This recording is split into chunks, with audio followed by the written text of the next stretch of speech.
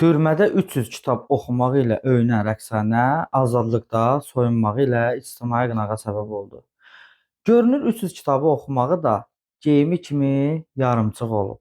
Hətta Quran və dini kitabları oxuduğunu bildirərək insanların dini inancına bu hərəkəti ilə bir növ qıcıq yaratmış oldu.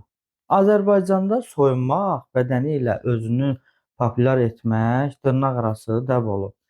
Kim məşhur olmaq istəyir, bədənini göstərir. Sənəti olmur, bədəninin arxa hissəsi ilə diqqət çəkir. Az qala bir-bir insanların gözünə nəysə. Rəqsanə xanım, siz nənəsiniz, nəvələrinizə belə örnək olub yol göstərirsiniz. Harada qaldı milli mənəvi dəyərlərimiz? Nə olar ki, milli geyimlərimizi geyinib, səsinizlə, sənətinizlə gündəmdə olasınız? Kimə lazımdır yaşlı nənənin bədəninə baxmaq?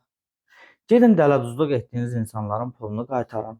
Övladlarınızın, nəvələrinizin təlim-tərbiyəsi ilə, təhsili ilə məşğul olun. Soyunmaq o zaman şəxsi işdir ki, təklikdə olur. Sizin kimilərin sayəsində artıq bilmək olmur ki, səhnədir, oteldir, yataq otağıdır, ya da nəysə. Bilmirsən müğənnidir, ya da nəysə. Özünüz hansı yolla necə qazanırsınız, qazanın. Amma cəmiyyəti bu yollara çəkməyin. Manipulyasiya edib, özünüzü yaxşı göstərib, belə olmağı örnək kimi beyinlərə yeritməyin. Allahınız olsun.